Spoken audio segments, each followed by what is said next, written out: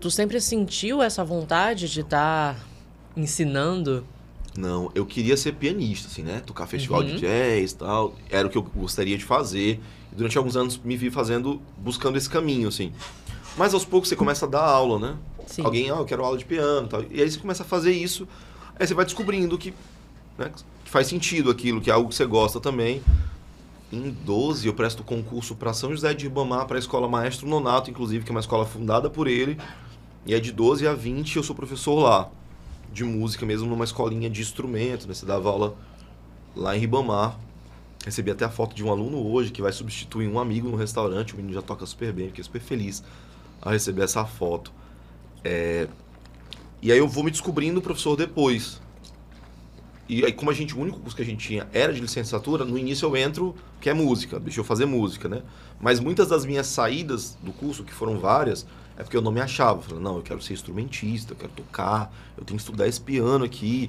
E eu brinco que eu sou pianeiro, né? Que ali, primeira metade, segunda metade do século XX, pianista é quem tocava música erudita, né? E quem tocava nos bares, né? O samba, o bolero, era pianeiro. Então eu brinco que eu sou pianeiro, né? Eu não sou pianista, eu não tenho um repertório erudito e tal. Eu toco música popular. Então, a coisa do professor vai surgindo do processo de ensinar, assim, né? De se descobrir professor.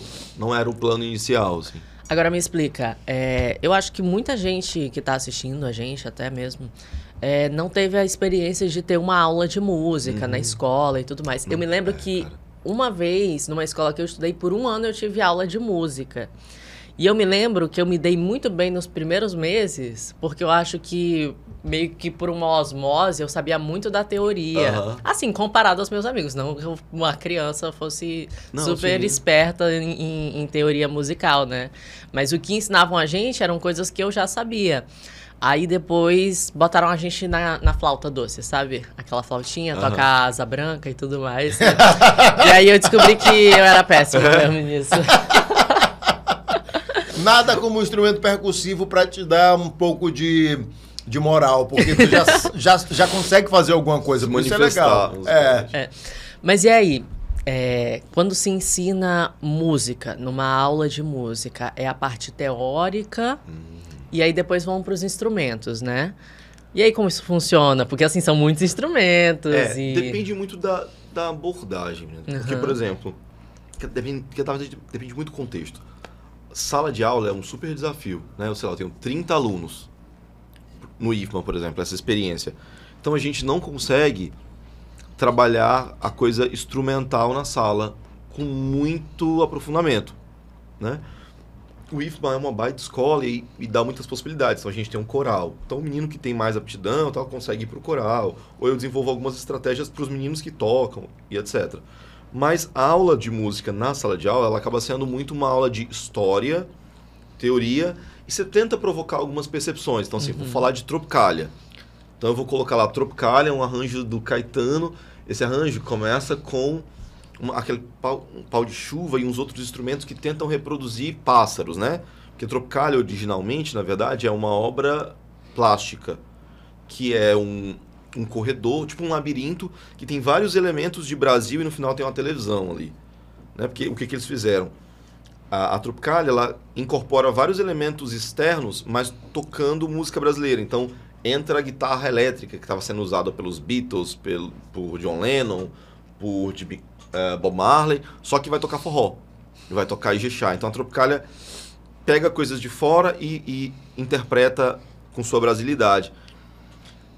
Então assim, mostra para os meninos, fala, você consegue perceber que essa guitarra está simulando um berimbau? É uma guitarra com distorção, então é uma coisa que não é originalmente da nossa cultura, né? Vem lá dos Rolling Stones, dos Beatles, mas o que o cara está tocando ali é a clave do berimbau, que aí tem muita relação com a nossa cultura. Tem um pandeiro. Então, assim, é também de tentar provocar, por intermédio da história da música, essas percepções. Então eu levanto um menino, vem pra frente você. Pega um mar bagunceiro, né? Vem pra frente você, certo? Tá, fica em posição de cruz. Aí todo mundo vai rir, vai sacanear com ele e tal. Beleza, nós estamos no ano 1100, né? E eu sou um camponês pobre, analfabeto, cuja expectativa de vida é tipo 30 anos, no máximo, torcendo para não ter guerra no feudo onde eu moro, e eu entrei numa igreja. A arquitetura é como? Ah, tem uma ponta apontando para cima. Essa ponta apontando para cima tá me dizendo o quê? Tá me dizendo que esse espaço me conecta com outro mundo, né? Com outro que deve ser melhor do que esse, onde eu pago muitos impostos, onde eu torço para não ter guerra, onde tem muita doença, onde eu sou analfabeto. Tá, entrei. Eu olho para a vidraria do lado, tem um menino recém-nascido, um jumentinho, um boi, um homem e uma mulher. Quem é esse menino? Ah, é Jesus, na estribaria. Na próxima vidraria tem esse menino com 12 anos conversando com os sábios do templo. Quem é? É Jesus. Ah, então essas vidrarias me contaram, são obras de arte, me contaram um pouquinho da história do cristianismo. Eu sou analfabeto, né? Estou na Idade Média, plebeu, não sei de nada. Ah, tá, andei mais pra frente, tem um cara, eu tenho um aluno lá, fazendo uma forma de cruz de um cara crucificado. Quem é esse cara crucificado? Essa escultura de madeira. Ah, é Jesus. Tá, então tem um cara crucificado pelos meus pecados. Você aprendeu mais um preceito aí do cristianismo. Aí coloca agora para tocar um cantochão lá do ano 1000. Ele, né? Aquela música gregoriana. Ó, essa música aqui, vocês ouvem, né? Alguns vão rir. Ah, isso é muito chato. Isso aqui. Tá, mas isso aqui é uma música de 1000 anos atrás. Você tem que imaginar o que esse cara ouvia 1000 anos atrás. Ele não ouvia toma, toma, toma. Era outra coisa. Então, dando exemplos com música, mas com outras formas de arte, a ideia é contar a história da música e fazer ele entender a história do mundo através da história da música e da arte, provocando percepções, né? Então, seja o aluno lá na frente, em forma de cruz, falar, olha, essa cruz que vocês inclusive veem nas igrejas agora, ela é um elemento de arte.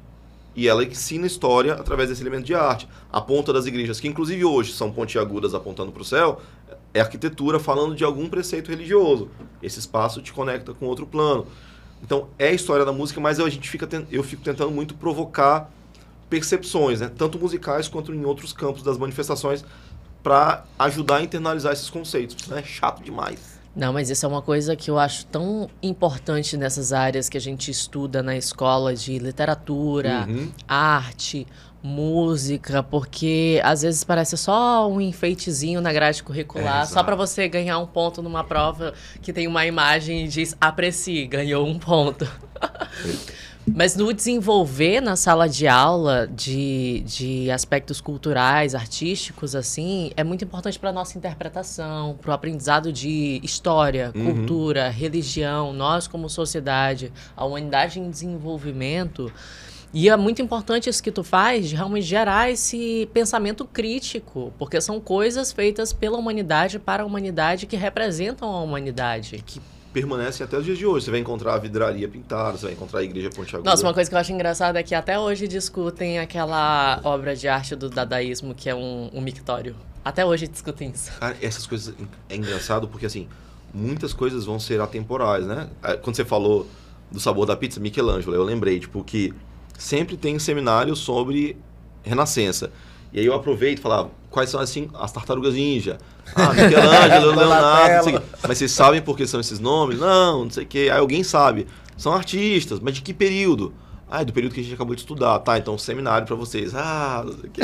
Né? Mas tem uns engraçadinhos que fazem um slide, eu apresento o seminário e a última tela, fim, são as tartarugas ninjas. Assim, né? Mas aí você tem que encontrar ganchos, cara. É muito isso. Porque você pega você pega um moleque que não teve a oportunidade de ouvir determinadas coisas, de ler, que ele só conheceu, sabe, um rol muito pequeno de informações artísticas, por exemplo, e que tem o seu valor. Né? Toda manifestação artística, goste eu ou não, ela é uma manifestação de uma relação social, de uma cultura, de um espaço, né? Então, mesmo aquele som que eu não curto, ele diz alguma coisa sobre aquela realidade. Só que às vezes eu tenho que partir daquele som, eu tenho que partir da pipoquinha, né, para falar com ele de outros assuntos. Então tem um negócio que eu desenho mal, muito mal. E eles ficam me sacaneando porque eu sou, né, dou a disciplina, às vezes arte, e desenho mal. E eu desenho uma árvore, mas sem a raiz primeiro, né? Então essa árvore é uma obra de arte. Ah, mas tá muito feio, não sei o que. Beleza, mas é uma obra de arte. Tá. Essa obra de arte, ela é a música da MC Pipoquinha. Isso aqui, começa zoado. Beleza. Agora, por que tá faltando essa árvore? A raiz, beleza, a raiz. A raiz dessa árvore é o Brasil de 2023. Então, essa árvore aqui surge no Brasil de 2023 com as condições. Quais são as condições? Essa aqui. Como é que a mulher, ela pode falar disso, pode falar daquilo? Pode, tal. Beleza, então essa árvore nasceu nesse terreno. Vocês já plantaram feijãozinho na escola? Aquela coisa do feijão no copo, né? Já, ixi, eu nunca plantei. Então, volta pra lá, volta pro pré, não sei o quê. Então aquilo depende do sol, depende se você conversou com o feijão, depende da água, etc. De vários fatores para aquele feijão nascer ou não e as características dele. A mesma coisa a obra de arte. Ela nasce de acordo com as características daquele espaço e a interpretação daquele indivíduo. Agora vamos para o Irã. Vocês viram o que está acontecendo no Irã? Não viram. Aí alguma menina fala, está acontecendo protesto por causa disso, né? As mulheres têm que usar aquilo, a burca, existe uma relação muito próxima da fé deles com o Estado, né? Uma relação íntima, na verdade. Então as leis da igreja são as leis do Estado. Beleza, nesse terreno do Irã de 2023, dá para surgir a mesma árvore, que é a música da pipoquinha? Dá para surgir uma pipoquinha no Irã? Não dá. As questões lá são outras, o nível de liberdade é outro. Então, tipo, às vezes é partir do que eles sabem para conseguir introduzir outras coisas. Porque se você começa do nada, vamos falar do canto gregoriano. Tipo assim, vai pro TikTok, não sei o quê, vai cagar para você, né? Então você tem que encontrar ganchos para fazer o moleque perceber que aquilo é história, né? É a história daquela realidade. Assim. Tem uma turma aí que combate muito, por exemplo, algumas matérias na escola e na faculdade, como filosofia, como história. Porque para arrumar emprego tem que ser... eles defendem as ciências exatas, né? Matemática, que é o negócio, é física, não sei o que lá. Mas veja bem, parece que a intenção é fazer robôs programados justamente para repetir comandos, para repetir frases, para repetir histórias malucas e não pessoas de pensamento crítico. Que diga assim, não, mas peraí, será que isso que eu estou vendo, será que é assim mesmo? Não, vamos lá, deixa eu ir aqui. E as pessoas vão só repetindo. Vamos lá, por exemplo, tu achas que não houve uma ditadura? Aí o cara vai e responde, não, porque foram vários presidentes. A pessoa sequer sabe o significado dessa palavra. Não basta que seja uma pessoa só. Pode ser um grupo de pessoas na própria definição do que é um regime autoritário, do que é uma ditadura. Não é só um ditador. Pode ser um governo feito por um grupo de pessoas, um único grupo de pessoas, restrito a um grupo de pessoas. Então, esse tipo de coisa as pessoas repetem e sequer vão fazer uma pesquisa simples. O que significa ditadura? Não, mas foram 4, 5 presidentes. Não teve ditadura. Calma aí, cara. Vai pesquisar e vai ver se o conceito... Porque a gente não ensina a pesquisar. E aí a pessoa se contenta com uma fonte que ele acha que é relativamente confiável. E aí vem a guerra contra as mídias tradicionais. Globo mente, não sei o quê. Gente, as mídias tradicionais, elas não são infalíveis. Mas são o que mais se tem de proximidade daquilo que a gente pode ter de uma investigação de informação mais correta. Aí o cara prefere a informação do Zap, o cara prefere a informação... o problema é que elas também estão cedendo de alguma forma essa coisa de pelo ritmo. Não, mas aí que vem a importância dessas matérias que a gente fala, de história, filosofia, porque o que a gente chama de analfabetismo... Funcional não tem nada a ver com português, acho que nem com literatura, mas tem a ver com raciocínio crítico, que são coisas que a gente desenvolve estudando essas matérias, sociologia, filosofia, aprender a pensar por si, não aceitar imediatamente o que te falam. O que sai na Globo, o que sai no podcast, o que sai... mas raciocinar sobre aquilo e também saber como fazer a busca correta. Não acessar o primeiro link que aparece quando tu pesquisa um tópico no Google. Tu vai lá no primeiro link e lê tudo, acha que é isso. Na campanha de 2020, eu participei de um coletivo que é o Marrapá, que era de um amigo que estava fazendo um projeto de mestrado. E a ideia dele era fazer uma ferramenta para análise dos discursos dos candidatos a prefeito, para poder ver o que tinha de verdade ou de mentira ali dentro dos discursos, porque a gente sabe que no momento de campanha, no momento de fala, vai aparecer informação equivocada. E é tudo muito rápido. Informação falsa. Então, precisa de alguma forma dessa tradução ali, né? Pra ver o que é. 2020? Foi. Eu peguei algum cheque de vocês? Pegou. Não foi meu diretamente. Como eu não tava sem muito tempo para conseguir acompanhar as notícias, geralmente eu ficava checando a parte jurídica, né? Uhum.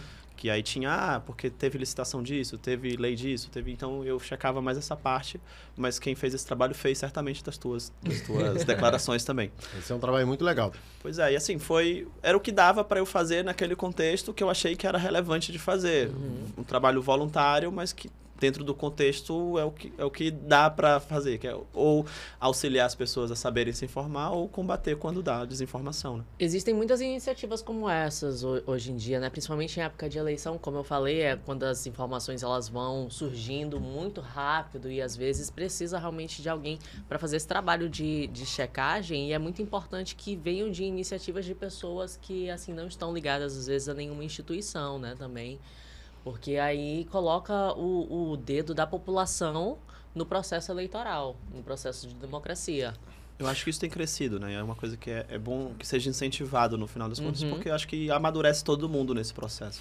Arnaldo, tu tens algum resumo, algum ponto de vista final a respeito dos teus estudos sobre a lei da anistia? Alguma sugestão, alguma crítica pontual em relação... Assim, a gente tem duas situações com relação a ela.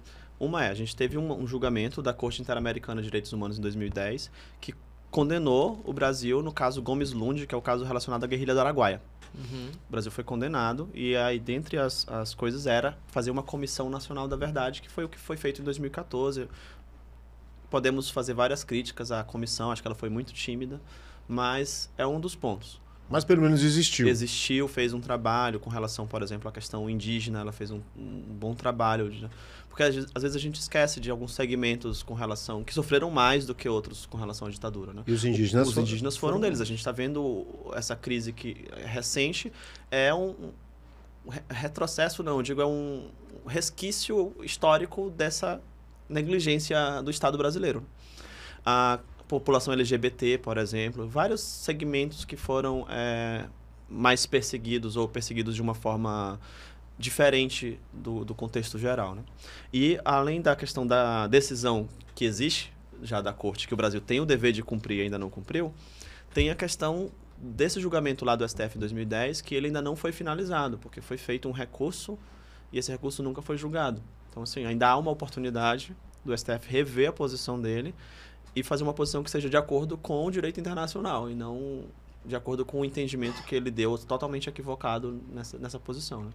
Mas, como eu falei mais cedo, eu acho que não é uma questão hoje tanto de punir essas pessoas, porque muitos deles até a maioria deles ou já morreu ou já estão prestes, mas eu acho que é um processo de responsabilização dessas pessoas que não necessariamente precisa ser penal.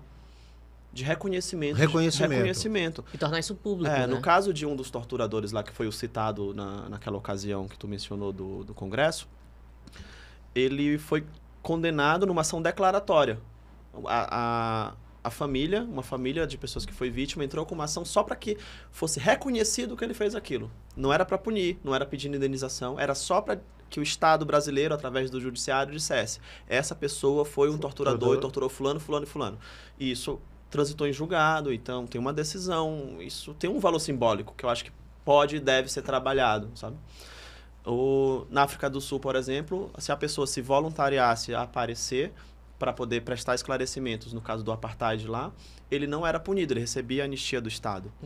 Então ele ia lá numa audiência pública e dizia: olha, eu em data tal, com pessoa tal, tal e tal, fomos lá naquela região, naquele bairro, e pegamos aquela pessoa e fizemos isso de tortura, ou sei lá de que, contra essa pessoa, e eu estou aqui reconhecendo publicamente isso para que vocês saibam o que aconteceu.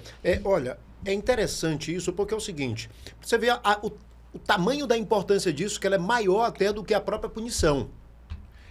Porque é algo de prevenção, é algo de reconhecimento histórico. É muito mais importante, ou está sendo colocado até com maior importância do que a própria punição a quem cometeu o ato. Porque um dos pontos é esse, a garantia de não repetição. O que a gente precisa ter são garantias de não repetição. Essas garantias de não repetição, elas podem passar pela punição das pessoas ou não, mas elas com certeza passam pela memória e pela verdade. Se elas não passarem pela memória e pela verdade, a gente não vai saber o que aconteceu e como o Estado, de propósito, sistematicamente, cometeu atos de perseguição contra a sua própria população. Você é professor de quê? Eu sou historiador de formação e eu leciono na área de ciências humanas. Sim. Então, leciono disciplinas de antropologia, sociologia, ciência política. A galera da UNDB me mandou mensagem aqui. Viu, acabei de ver ele aqui. A UNDB é ótimo. Assim, tu ensina onde? Qual é a faixa etária dos teus alunos? Eu trabalho no ensino médio e no ensino superior. Já há bastante tempo. Eu gosto muito, inclusive, do meu trampo como professor. Como é tu na sala de aula? Tu fica zangado que se os alunos colocarem, por exemplo, o ar-condicionado em 18, que nunca vai chegar em 18, e tu esculhamba todo mundo? Na minha sala de aula, o ar-condicionado é completamente irrelevante. Nenhum aluno meu vai poder dizer qualquer coisa sobre eu ter dito o que quer que seja pro ar-condicionado. Te falei, isso é coisa de professor de exatas. Quem tem que estar confortável naquele lugar são eles, e eu tô ali para trabalhar. Te falei. A gente tava nessa discussão, porque tem uns 3 vídeos na internet, 3 professores diferentes, surtando em sala de aula com adolescente. Tu sabe o que é um adulto surtar com um adolescente? Sei. É a coisa mais patética que existe. Sim, claro. Surtando porque o adolescentezinho botou o ar-condicionado numa temperatura que, segundo a física e a matemática... Bicho, foda-se, dá tua aula aí. Na moral. Porque, surtando com adolescente. Se você trabalha com adolescente, como docente, você parte do pressuposto que você está obrigando pessoas a fazer uma coisa que elas não querem. A educação é um processo violento por excelência. Nenhuma daquelas crianças quer estar ali. Eu tenho uma filha de 12 anos. A criança não quer estar ali. Ela está ali porque a gente tem uma estrutura social que diz que a gente se educa a partir daquela instituição, seguindo aqueles ritos, com aquela figura do professor, que tem uma autoridade institucional conferida sobre eles. O meu papel é, sobretudo, conseguir, de alguma forma, dobrar a vontade daquelas pessoas de maneira que eles queiram estar ali comigo. Isso vem antes do meu conteúdo, isso vem antes do meu planejamento, isso vem antes de qualquer coisa. Porque se eu não conseguir olhar para a cara daquelas crianças com a cumplicidade necessária para dizer tem um negócio massa que vai rolar aqui, eu falhei. Pô, Bruno, do caralho, bicho. E eu não posso falhar no meu trabalho. Pô, velho. É meu trabalho. Eu levo meu trabalho muitíssimo a sério. Então, se eu estou numa sala de aula, aquele é um espaço sagrado para mim. Quando eu digo que o ar-condicionado é irrelevante, porque para mim é realmente irrelevante. Eu não ligo. Aquelas crianças têm que estar confortáveis, aqueles adultos têm que estar confortáveis. Eu estou ali para trabalhar. E a temperatura não me incomoda, quer ela seja muito alta, muito baixa, via de regra. Nós de não humanas faz muita diferença. Tendo aula na praça dos nossos prédios, debaixo de árvores. É isso, né? Eu tô ali. Então, é muito difícil, porque é o professor que sabe o que ele quer. Os estudantes não sabem o que eles querem. Por isso eles são estudantes, por isso nós somos professores. Só que o que nós queremos não existe sem a participação ativa deles. Então, é um tipo de jogo. Porque eu sei onde eu quero chegar. Não é que eu sei onde eu quero chegar, eu sei onde eu quero que eles cheguem. Só que aí, como eu faço aquele sujeito se dispor a sair do desconforto, porque o processo educativo ele é desconfortável por excelência, o sujeito, os nossos alunos pensam em nota. É uma relação absolutamente assíncrona. Porque os objetivos são distintos. O aluno quer uma boa nota para ser aprovada. O professor quer que o aluno aprenda. Então, é uma relação que existe a partir de uma dissonância de origem, né? Eles querem uma coisa, eu quero outra. A gente é bem-sucedido quando eles nem perceberam que eles chegaram onde a gente queria que eles chegassem. Isso, para eles, resulta numa boa nota. Para mim, resulta eu chegar em casa, abrir minha cerveja e dizer: porra, hoje foi massa. Porque eu consegui chegar em algum lugar. E isso me dá um prazer enorme. Olhar no resultado final com os meus estudantes e dizer: desculpa, Breno. Teus alunos conhecem tua obra? Em via de regra, não. Não. Caramba, não, tô surpresa porque, agora. enfim, dada a própria natureza da obra, não tá na minha sala de aula. Quando eu estou... os adultos? Acho que eles não estão muito interessados. Ó, Bruno Azevedo em ritmo de seresta. Música brega e choperias no Maranhão. Que legal. Isso é minha dissertação, é um trabalho acadêmico. Porra, bicho. Eu gosto muito disso aí. Eu fiz uma etnografia do brega no Maranhão. Passei uns anos na Choperia Marcelo, no Cabão, no Forró do Arlindo, no Gaiolão, enfim, nas choperias, tentando entender a dinâmica do brega em São Luís, né? Deixa eu ler aqui alguns comentários, aproveitar que a gente chegou a 1 hora de episódio. Eu acho que eu precisei ir ao banheiro. Vai lá. A gente Eu bate tomei um papo 2 aqui. litros de Bota água. na geral. Bota na geral aí, bota na geral. Enquanto a Leva gente- ele. Eu quero ver esses comentários. Tá bom, vou te esperar. Então, Brenda, A gente aproveita bate que aqui ele... um papo. Não, aproveita que ele foi... Vamos só falar aqui rapidinho dos nossos parceiros.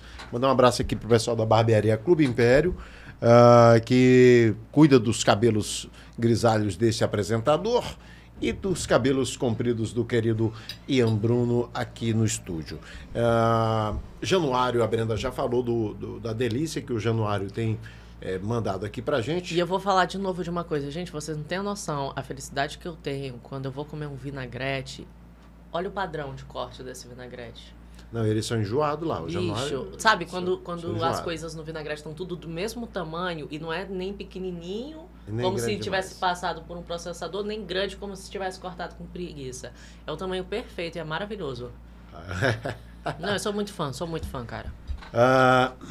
Olha, Zé Pereira é o biscoitinho tipicamente, eu não diria mais nem que é tipicamente nosso aqui, porque o Zé Pereira já está no Brasil todo nos melhores empórios, inclusive internacionalmente também.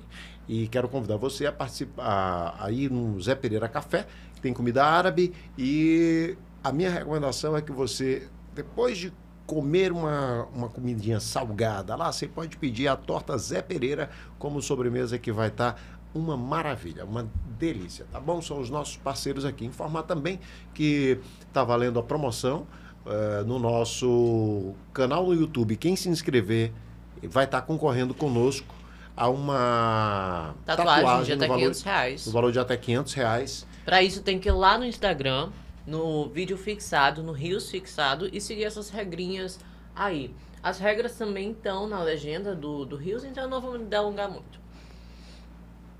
Quando a gente atingir 2.000 inscritos aqui no YouTube, a gente vai fazer sorteio de uma tatuagem de até R$500 na família Tatu.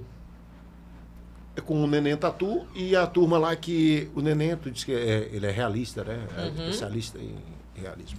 É isso. Tranquilo. É nessa vibe mesmo, viu? Regras de sorteio. A gente tava aproveitando para fazer um jabás aqui do Aproveita programa. tu se tatua e aproveita e participa lá do sorteio. Eu tô doido pra fazer. Eu queria tatuar a Peppa Pig, mas Isabel não deixa. Quantas tatuagens Eu tu tenho tem? 4 só. A tua filha tá com 12 anos. 12 anos, sim. Mas eu vi um lance interessante que tu fizeste, que foi um quadrinho Uhum. É. com as Sim, fotos da sim, tua filha. sim. Como é que surgiu isso? Surgiu, foi um negócio que Tu pegou as fotos dela? a gente isso? pegou Aí- as aí tem um fotos, diálogo. eu e a Carla, que é a mãe da Isabel. Quando ela estava bem pequenininha, enfim, a gente fotografava a Isabel como pais, né? E não lembro quando foi, mas eu sei que eu comecei a montar umas tiras com aquilo. Umas fotonovelas. Outra coisa que eu adoro, fotonovela. Umas fotonovelas, só que eram tiras em quadrinhos. E de repente eu tava fazendo aquilo freneticamente. E a gente publicou 2 livros, né? Chamam Isabel Comics, que são as historinhas da Isabel bebezinha até os 2 anos de idade. Só que, enfim, com todo um fabulário, é uma forma de dar conta do começo do processo de crescimento da criança, né? Existe uma turma aqui em São Luís, e no Brasil todo, que é muito ligada ainda na coisa física da literatura. Né? Por exemplo, a Brenda adora ter livro físico, pegar na mão e tal. A Brenda tá certíssima. Odeio ler pelo computador, celular, tablet. Não Pois, gosto. Eu gosto do Kindle. Eu me habituei, na verdade, a ler muito no celular, de forma digital. No celular não, que na época comecei no laptop. Por causa de faculdade. Sim. Que aí eram muitos livros e tal, não sei o que lá, e eu preferia ir atrás. E eu ia até encontrar, quando eu não encontrava, eu dava um jeitinho de digitalizar o que encontrava. Porque me poupava espaço, né? Eu levava só o laptop para a faculdade, depois passei a levar só o tablet. Sim. E mesmo até o material que eu pegava em sala de aula, não tinha nada de papel. Sim. Era tudo... Hoje em dia eu não passo mais nada de papel para os meus alunos. Pois Não, é. mas leitura digital. acadêmica eu prefiro o digital mesmo. Tá, mas, Porque os livros são caros mas o que eu também. quero dizer é o seguinte, ó.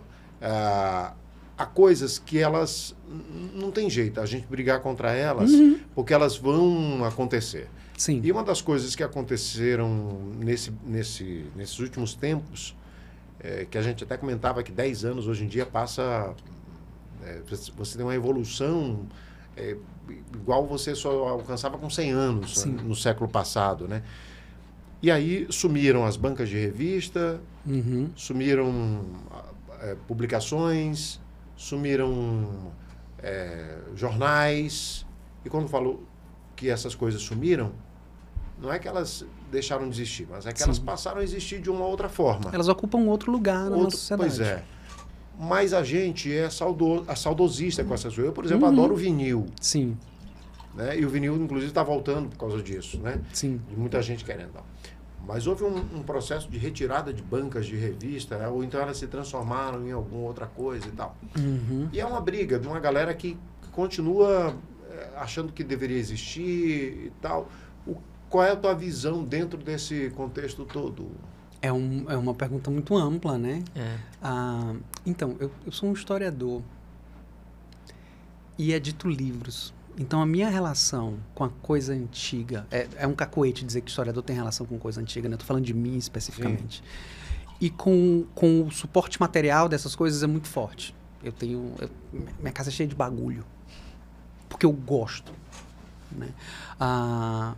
Mas isso não quer dizer que eu esteja revoltado porque essas coisas não são mais relevantes para a maioria das outras pessoas. Eu não posso querer que um livro físico faça sentido para os meus alunos adolescentes. Porque para a esmagadora maioria deles não faz. A gente fez um negócio muito doido.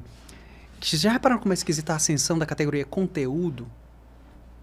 Ela é indistinta, porque ela trata tudo como se fosse a mesma coisa, conteúdo.